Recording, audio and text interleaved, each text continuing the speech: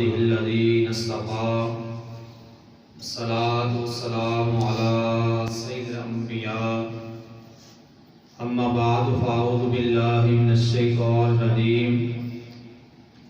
بسم الله الرحمن الرحيم يا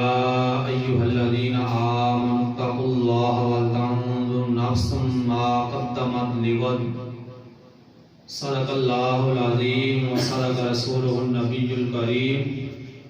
إن الله وملائكته يصلون على النبي يا أيها الذين آمنوا صلوا عليه وسلموا تسليما وآواز بلند پڑھیے الصلاة والسلام علیک یا سیدی یا رسول اللہ وعلى آلہ وصحبہ یا حبیب اللہ الصلاة والسلام علیک یا نبی اللہ وعلى آلہ وصحبہ یا نور اللہ مولاي سلم سلم دائما ابدا على حبيبك خير الخلق كلهم ثم الرضا عن ابي بكر وعن عمر وعن علي وعن عثمان ذي كرم اريد لا اخف الله ربي عطاني رفعة نلت المنال گنج بخشی فیض عالم مظہر نور خدا ناکی سارا پیر کامل کاملارا رہنما یا رب سلم سلم دائما ابدا علی حبیبک خیر الخلق کلہم۔ اللہ تعالیٰ کی حمد و ثنا حضور سرور کائنات فخر موجودات شاہ آدم و بنی آدم فخر عرب و عجم حضور نبی مکرم صلی اللہ تعالی علیہ وآلہ وسلم کی بارگاہ مقدسہ میں درود و سلام کا نذرانہ پیش کرنے کے بعد اللہ کے محبوب دانائے غیوب منزہ عن العیوب صلی اللہ تعالی علیہ وآلہ وسلم نے ارشاد فرمایا کہ کل قیامت والے دن جب رب تعالی کے عرش کے سائے کے علاوہ کوئی سایہ نہ ہوگا سوائے رب تعالیٰ کے عرش کا حشر کے دن سایہ ہوگا اور اس کے علاوہ کوئی کسی چیز کا سایہ نہ ہوگا۔ تو فرمایا اس دن تین لوگ ایسے ہوں گے جن کو اللہ تعالیٰ اپنے عرش کے سائے میں جگہ عطا فرمائے گا۔ فرمایا پہلا وہ بندہ جس نے میرے امتی کی پریشانی کو دور کیا۔ کہ کوئی امتی پریشان حال تھا، آزمائش میں مبتلا تھا، اس کی پریشانی کو دور کیا تو رب تعالیٰ اس کو اپنے عرش کے سائے میں جگہ عطا فرمائے گا۔ دوسرا وہ بندہ جس نے میری سنت کو زندہ کیا کہ جو میری سنت کے اوپر عمل کرے گا رب تعالیٰ قیامت والے دن اپنے عرش کے سائے میں سے جگہ عطا فرمائے گا۔ اور تیسرا وہ بندہ فرمایا کہ جو میرے اوپر درود پاک پڑھے گا۔ یہ تین بندے وہ ہوں گے کل قیامت والے دن جب اللہ تعالیٰ کے عرش کے سائے کے علاوہ کوئی جگہ نہ ہوگی تو رب تعالیٰ ان بندوں کو اپنے عرش کے سائے میں جگہ عطا فرمائے گا۔ اللہ تعالیٰ نے دنیا کا نظام بنایا اور انسان کو اس سے آگاہ کیا، مطلع کیا، اور دنیاوی زندگی کے ساتھ ساتھ رب تعالیٰ نے آخرت کی فکر کرنے کی بھی بارہا تلقین فرمائی کہ انسان کو رب تعالیٰ نے فرمایا کہ جس طرح وہ دنیا میں رہ کے زندگی بسر کرتا ہے ایسے ہی اپنی آخرت کے بارے میں بھی غور و فکر کرتا رہے، اپنی زندگی کا محاسبہ، اپنے اعمال کا محاسبہ، اپنے نفس کا محاسبہ کرتا رہے کہ اس نے دنیا میں رہ کے کتنے اعمال صالح کیے اور کتنے ایسے اعمال کیے کہ جو رب تعالیٰ کی بارگاہ میں مردود تھے، رب تعالیٰ کی نافرمانیوں میں اس نے زندگی کیسے بسر کی۔ جس طرح انسان دنیاوی معاملات میں غور و فکر کرتا ہے کہ کوئی کام کرنے سے پہلے سوچتا ہے 1000 مرتبہ کہ اس میں نقصان ہوگا یا فائدہ ہوگا، پھر اگر وہ شروع کر دیتا ہے تو اگر وہ جب حساب کرتا ہے ہر روز کا، ہفتے بعد، 2 ہفتوں بعد یا مہینے بعد، پھر اس کے اندر غور و فکر کرتا ہے کہ اس کو نقصان کہاں ہوا، جس جگہ اسے نقصان ہوا، کمی کوتاہی ہوئی، وہ اپنے اس نقصان کو، اپنے نقص کو، اپنی کمی کوتاہی کو دور کرنے کی حتی الامکان کوشش کرتا ہے، اور ساتھ یہ بھی یاد رکھتا ہے کہ جس جگہ اسے نقصان ہوا آئندہ سے وہ ایسا معاملہ ادھر پیش نہ آئے۔ تو دنیاوی معاملات میں ہر انسان اپنے دنیا کے کاموں میں غور و فکر کرتا رہتا ہے۔ عقل مند بندہ وہ ہے کہ جو دنیاوی معاملات کے ساتھ ساتھ اپنے اخروی معاملات کے اندر بھی غور و فکر کرے۔ قرآن پاک میں اللہ تعالیٰ نے فرمایا یا ایھا الذین آمنوا اتقوا اللہ ولتنظر نفس ما قدمت لغد، اے ایمان والو اللہ سے ڈرو اور ہر جان، ہر نفس دیکھے گا کہ کل اس نے کیا بھیجا آگے، کل کے لیے اس نے کیا نیک اعمال کیے۔ کہ پہلے اللہ تعالیٰ نے قرآن پاک میں اپنی ذات سے ڈرنے کا حکم شاہ فرمایا، اور پھر فرمایا کہ ہر نفس کل دیکھے گا اس نے اعمال صالحہ کیا کیے۔ واتقوا اللہ، پھر اللہ نے فرمایا اللہ سے پھر بھی ڈرو، ان اللہ خبیر بما تعملون، کہ بے شک اللہ تعالیٰ تمہارے عملوں سے خبردار ہے، جو تم کام کرتے ہو اللہ تعالیٰ تمہارے تمام معاملات سے خبردار ہے۔ ظاہری طور پہ ہم لوگوں سے چھپ کے گناہ کریں گے، لوگوں سے چھپ کر ہم کوئی ایسا کام کریں گے کہ جو رب کی بارگاہ میں اچھا نہیں ہے اور لوگوں کے نگاہ میں بھی اچھا نہیں ہے، لیکن رب تعالیٰ نے فرمایا کہ وہ رب تو جانتا ہے جس نے تمہیں پکڑنا ہے۔ کہ آج ہم دنیا کی نگاہ سے چھپ کر گناہ کرتے ہیں، کوئی ایسا کام کرتے ہیں، کسی کے ساتھ دھوکہ کرتے ہیں، فرار کرتے ہیں تاکہ کسی بندے کو پتہ نہ چل جائے، لیکن وہ رب تعالیٰ کی ذات جس نے ہمیں جزا اور سزا دینی ہے، قیامت والے دن پکڑنا ہے، پوچھنا ہے اس کے بارے میں، وہ ذات تو سب کچھ دیکھ رہی ہے۔ تو جب انسان کوئی ایسا کام کرے، اللہ تعالیٰ کی نافرمانی والا، گناہوں والا کام کرے، تو اسے ضرور سوچنا چاہیے کہ جس ذات نے میری پکڑ کرنی ہے، جس ذات نے مجھے پکڑنا ہے، کہ جس ذات کو میں نے جواب دہ ہونا ہے، وہ ذات تو میرے تمام اعمالوں سے، تمام کاموں سے باخبر ہے۔ تو پھر ان دنیا داروں سے چھپنے کا کیا فائدہ کہ جب رب تعالیٰ کی ذات ہی دیکھ رہی ہے، وہ باخبر ہے۔ انسان کو خدا کا خوف کرنا چاہیے کہ کل قیامت والے دن وہ رب تو مجھ سے پوچھے گا۔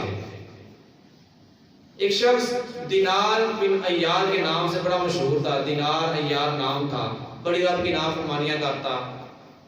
شب و روز رب تعالیٰ کی نافرمانیوں میں گزارتا، اللہ تعالیٰ کی بارگاہ میں وہ گناہوں والی زندگی بسر کر رہا تھا، اور شب و روز اس کی اس حال میں گزر رہے تھے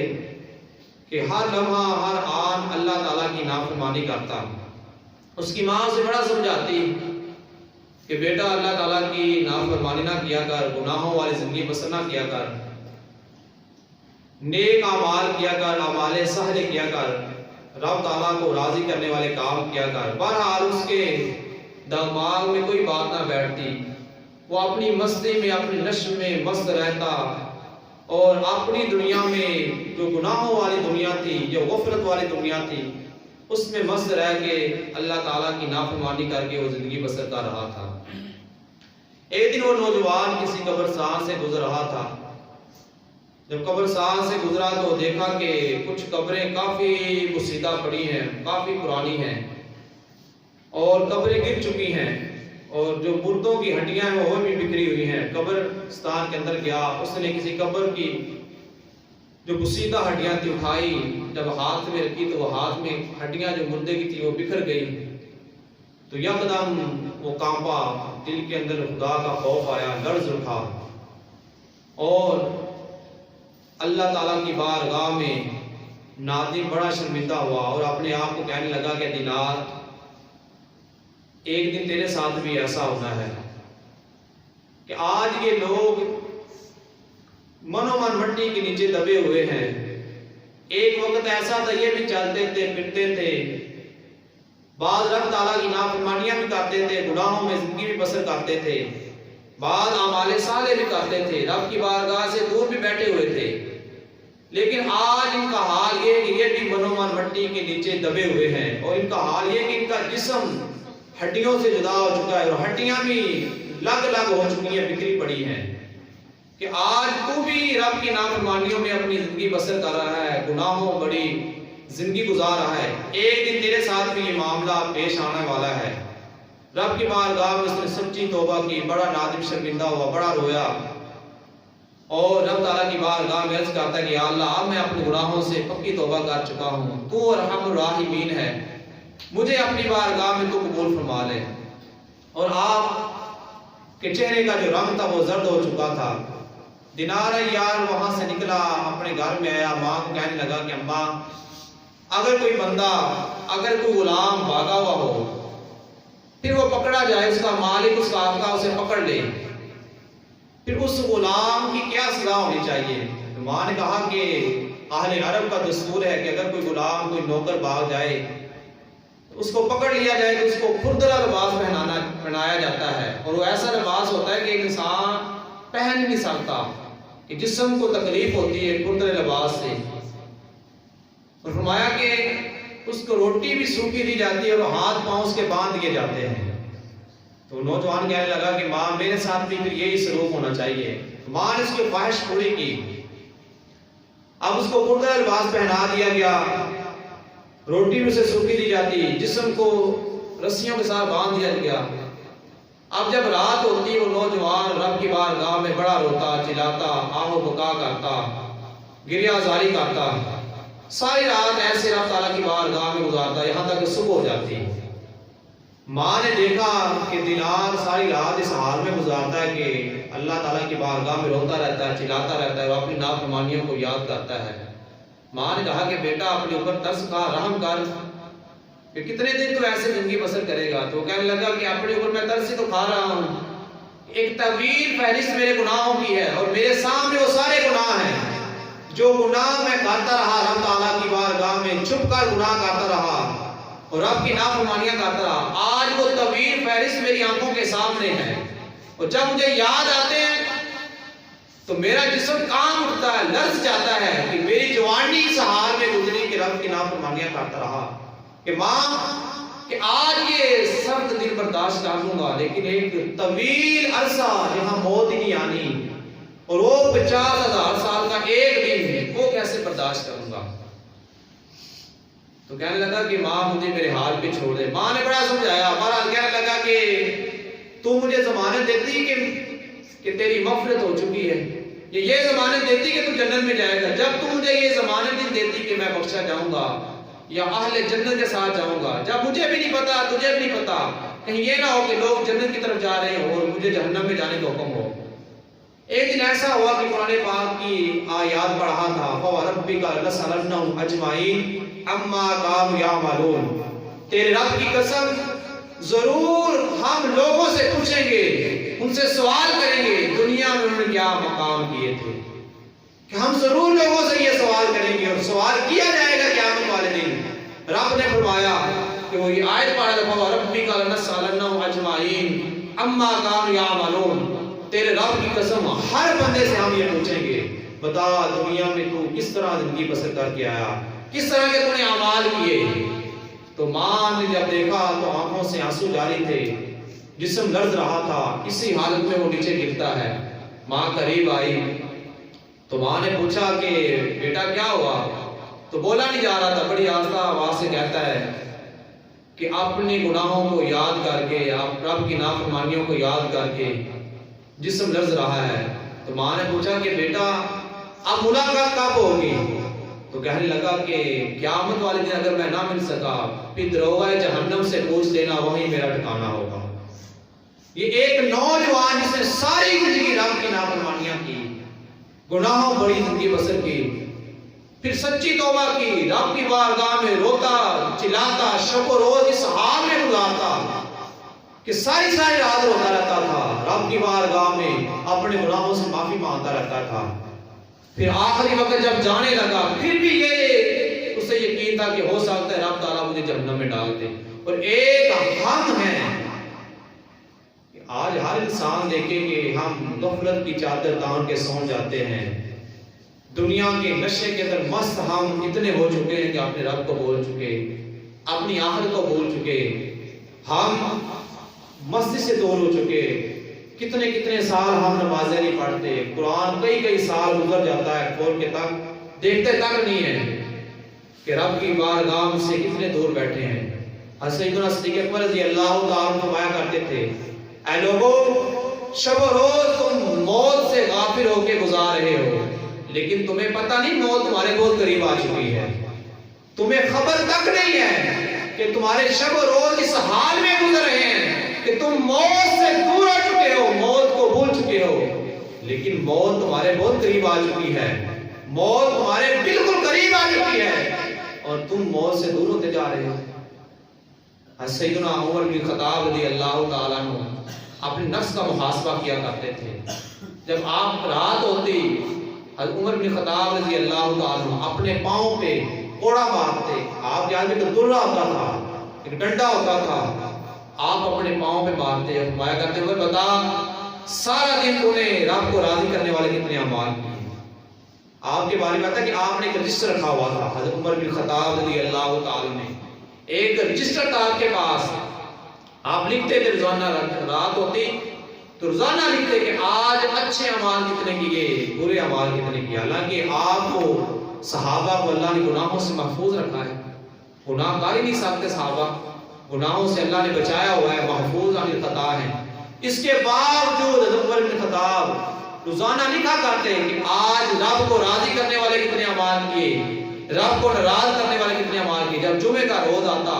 آپ پوری ہفتے کی جو فہرست تھی اسے دیکھتے، پھر جس میں رب کی رضا نہ ہوتی، آپ کی عاجزی کا یہ عالم تھا، پھر اتنے کوڑے اپنے جسم پہ لگاتے تھے آپ، اور آپ کی وہ ذات ہے کہ آقا اسلام فرمایا عمر السراج و اہل الجنہ، عمر بن خطاب اہل جنت کا آفتاب ہیں، جن کے بارے میں رب کے محبوب فرمائے کہ عمر بن خطاب کی اتنی نیکیاں ہیں جتنے آسمان کے اوپر ستارے ہیں، جن کے جنتی محل کی خبر مصطفیٰ کریم دیں، ان کے خوف خدا کا یہ عالم ہو کہ ہر روز اپنے جسم پہ کوڑے مارے، اپنا محاسبہ کریں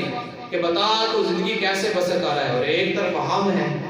کہ شب و روز گناہوں میں گزر رہے ہیں، رب کی نافرمانیوں میں ہم گزار رہے ہیں، لیکن اس کے باوجود ہماری حالت کیسی ہے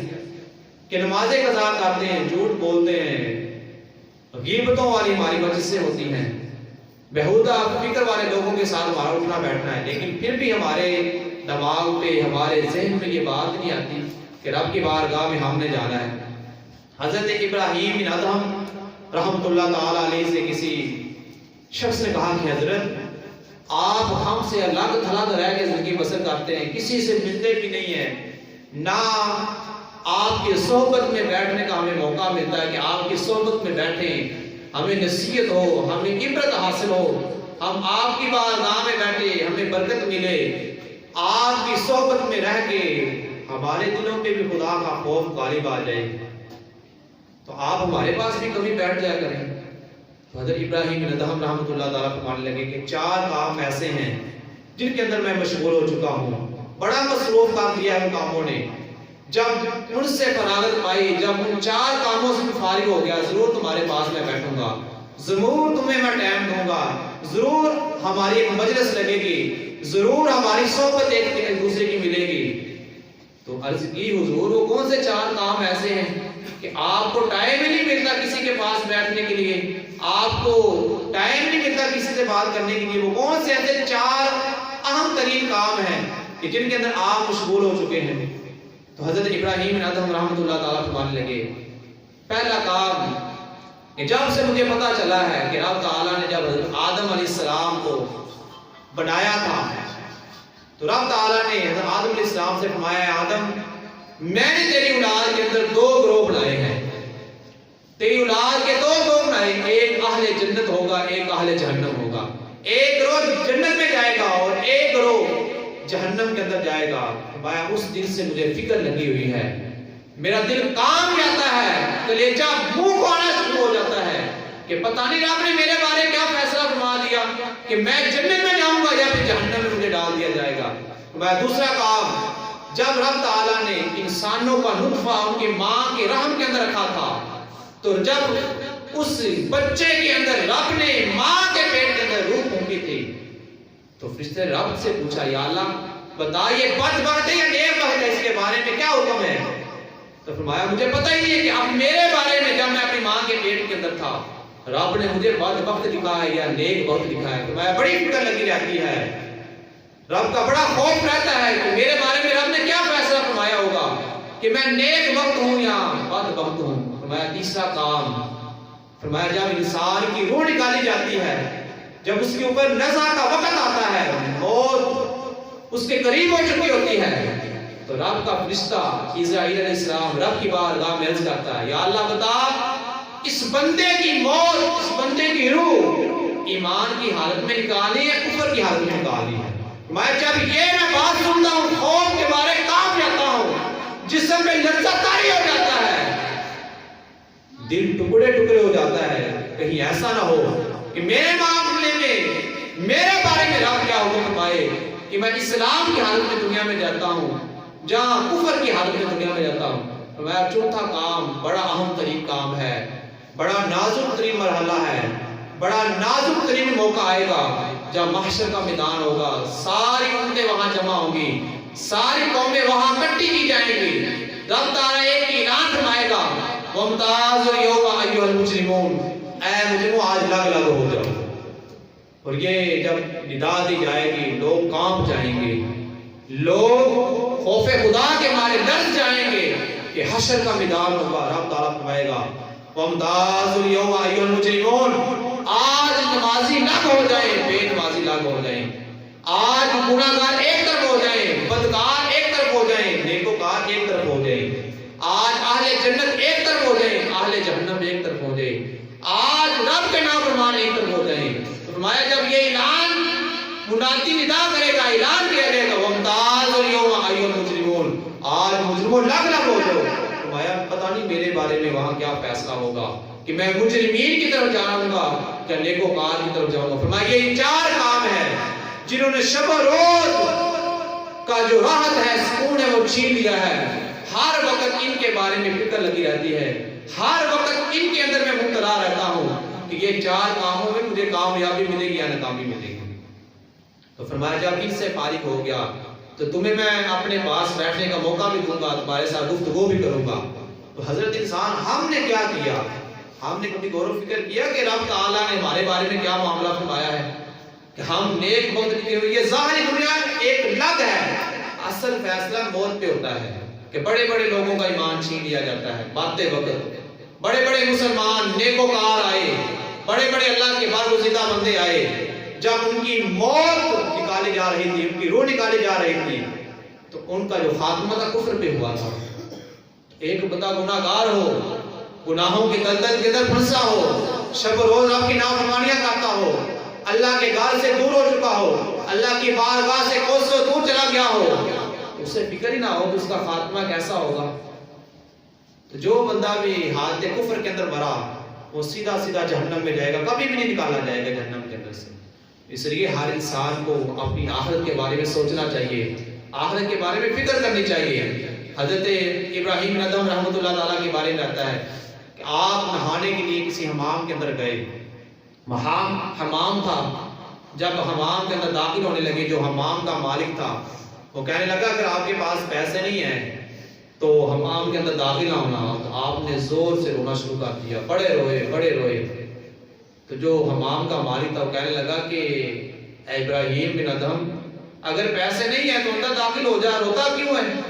کیوں اتنا زور سے چلا رہا ہے، چیخ و پکار کر رہا ہے؟ تو فرمایا کہ دراصل بات یہ نہیں ہے، میں اس لیے نہیں رو رہا کہ میرے پاس پیسے نہیں ہیں اور مجھے تو نے اندر داخل نہیں ہونے دیا، میں یہ تیرا حمام ہے، اس کے اندر نیک لوگ بھی آتے ہیں، بدکار بھی آتے ہیں، ہر طرح کے بندہ آتا ہے،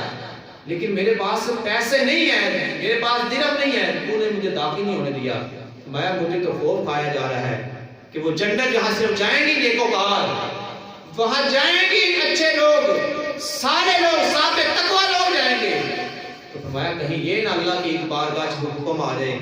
کہ اے ابراہیم تیرے پاس تو کوئی نیکی نہیں ہے، تیرے پلے تو کوئی کام اچھا ہے ہی نہیں ہے، تو میری جنت سے دور ہو جا۔ فرمایا مجھے تو وہ یاد آ گئی،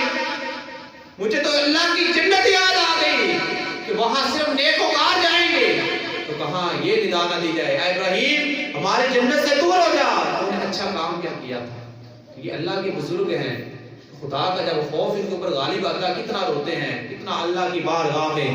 گر گڑاتے ہیں، اور اپنی آخرت کو یاد کر کے کیسے رویا کرتے ہیں۔ حضرت عتبہ الغلام رحمۃ اللہ تعالیٰ، خواجہ حسن بصری رحمۃ اللہ تعالیٰ کے آپ خلفاء میں ہوئے، بڑے صاحب کشف لوگ تھے آپ، بڑے صاحب ولایت، صاحب کرام، نوجوان تھے، جوانی کا عالم تھا آپ کے اوپر، اللہ نے آپ کو ولایت عطا فرمائی۔ آپ فرماتے ہیں ایک مرتبہ میں کسی راستے سے گزر رہا تھا، تو اچانک جب اس راستے سے گزرے تو آپ کے اوپر غشی طاری ہو گئی، بے ہوش ہو کر زمین پہ گر پڑتے ہیں حضرت عتبہ الغلام رحمۃ اللہ تعالیٰ۔ اور یہ وہ نوجوان ہیں کہ 40 سال آپ نے اپنی زندگی کی سہال میں بسر کیے کہ عشاء کے وضو سے آپ فجر کی نماز پڑھا کرتے تھے، جو وضو آپ عشاء کی نماز کے لیے کرتے اسی وضو کے ساتھ آپ فجر کی نماز پڑھا کرتے، یعنی ساری رات رب کی بارگاہ میں کھڑے رہتے، رب کی بارگاہ میں عبادت کرتے رہتے، گریہ زاری کرتے رہتے۔ 40 سال آپ نے ایسے بسر کیے تھے کہ جو وضو عشاء کی نماز کے لیے کرتے اسی وضو سے آپ فجر کی نماز ادا کیا کرتے۔ تو راستے سے گزر رہے، اچانک آپ پہ غشی طاری ہوئی، زمین پہ گر پڑے۔ آپ کے جو مصاحب تھے، ارد گرد والے لوگ تھے، انہوں نے اٹھایا آپ کو گھر کے اندر لٹایا۔ جب آپ کو ہوش آئی تو پوچھا کہ اے علی جان یہ اچانک آپ زمین پہ کیوں گر پڑے؟ تو فرمایا کہ بچپنا تھا میرا، چھوٹا تھا، بالکل چھوٹا تھا، بچہ تھا میں، اسی راستے سے گزرا تھا، اسی جگہ سے گزرا تھا، اسی جگہ رب کی ایک نافرمانی کی تھی، آج مجھے وہ یاد آ گئی۔ تو رب کا خوف غالب آیا کہ اے عتبہ کہیں رب کا عذاب تیرے اوپر نہ آ جائے، اس جگہ تم نے گناہ کیا تھا، رب کی نافرمانی کی تھی، تو وہ نافرمانی یاد کر کے رب کا خوف غالب آیا تو بے ہوش ہو کے زمین پہ گر پڑا۔ تو آج ہم صبح و شام رب کی نافرمانیاں کریں، ایک ہی گھر کے اندر رہ کے رب کی نمازیں نہ پڑھیں، گناہوں کے اندر زندگی بسر کریں، تو ذرہ برابر ہمارے دماغ پہ خیال نہ آئے۔ ایک بزرگ حضرت ابن سیما رحمۃ اللہ تعالیٰ، آپ کے بارے میں آتا ہے کہ جب آپ کی 60 سال عمر ہوئی، 60 سال، آپ نے اپنی عمر کا حساب لگایا، آپ نے اپنے 60 سالوں کو 12 پہ ضرب کیا، آپ کی جو زندگی تھی ان 60 سالوں کے 720 مہینے بنے، 720 ماہ بنے آپ کی عمر کے۔ پھر آپ رحمۃ اللہ تعالیٰ نے ان 720 کو 30 پہ ضرب کیا تو آپ کی 60 سالہ زندگی کے 21,600 دن بڑے، 21,600 دن۔ پھر آپ کام گئے، آپ کا دل لرز اٹھا، رونا شروع کر دیا۔ فرمایا ابن سیما تیری زندگی کے 21,600 دن ہو چکے ہیں، اگر ہر روز ایک بھی گناہ کرتا رہے تو آج تیرے گناہ 21,600 ہو چکے ہیں، اگر ایک دن ایک گناہ بھی کیا ہو تو تیری عمر جو ہو چکی ہے 21,600 ہو چکی ہے۔ 21,600 دن تو نے اپنی زندگی کے بسر کر لیے، اگر ایک دن میں ایک بھی رب کی نافرمانی کرتا